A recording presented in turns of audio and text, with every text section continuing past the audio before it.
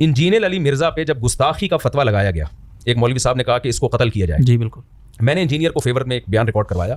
آپ میرا وہ بیان دیکھ لیں، اس میں نے ایک دفعہ بھی نہیں کہا کہ انجینئر گستاخی رسول ہے. جی میں نے کہا ہم اس فتوے سے ایگری نہیں کرتے، گستاخی ہے یا نہیں ہے یہ کورٹ کا کام ہے فیصلہ کرے. مولانا صاحب کی طرف سے فتویٰ دیا گیا کہ جی انجینئر صاحب کا قتل جائز ہے، تو میں اس اپنی دینی ذمہ داری سمجھتا ہوں کہ ہم اس فتوے سے بالکل متفق نہیں ہیں. اور اگر آپ سمجھتے ہیں کہ کسی نے کوئی کام ایسا کیا ہے جو آئین کے خلاف ہے، اسلام کے خلاف ہے، تو لا کے ذریعے اس میں پنشمنٹ کی کوشش کی جائے، قانون کا سہارا لیا جائے. جج فیصلہ کرے گا کہ کیا سزا بنتی ہے یا نہیں بنتی. لیکن آپ انجینئر کی خیانت دیکھیں، جب مجھ پہ گستاخی کا الزام لگا تو انجینئر نے مجھے فیور تو دیا کہ مفتی صاحب کینیڈا میں ہی رہو، وہیں اسائلم لے لو، یہاں نہ آؤ، آپ کو مار دیں گے، میں آپ کی زندگی چاہتا ہوں کہ محفوظ رہے. شرارت کتنی کی، کہتے ہے بہرحال یہ گستاخی، جبکہ آپ خود کہہ بھی رہے ہو کہ پاکستان میں جس کو گستاخ قرار دے دیا جائے اس کی جان محفوظ نہیں ہے. یہ بار بار اعتراف بھی کر رہا ہے اور آپ پھر کہہ بھی رہے ہو گستاخ، بار بار اس لفظ کو ریپیٹ کر رہا ہے. یعنی پسے پردہ تو آپ یہ چاہ رہے ہو کہ مفتی طارق مسعود کو کوئی بم سے اڑا دے. مجھے خیال ہوا کہ یار میں نے اس آدمی کو کیسے فیور کیا ہے. میں نے اس کا ایک دفعہ بھی گستاخ، کیونکہ مجھے پتا تھا اگر میں نے کہہ دیا نا کہ ہے تو گستاخی رسول تو کوئی دیوانہ اڑا دے گا.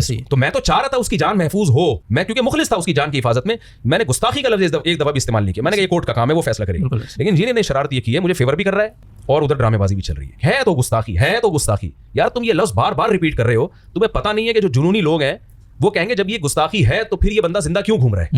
یعنی آپ تو ان کو فیور کر رہے ہو. جی بالکل، یس ایسے ہی. تو یہ ہے کہ گستاخی کا جو الزام لگائے گا نا، یہ ایسا ہی ہے، زنا سے بدتر الزام ہے یہ.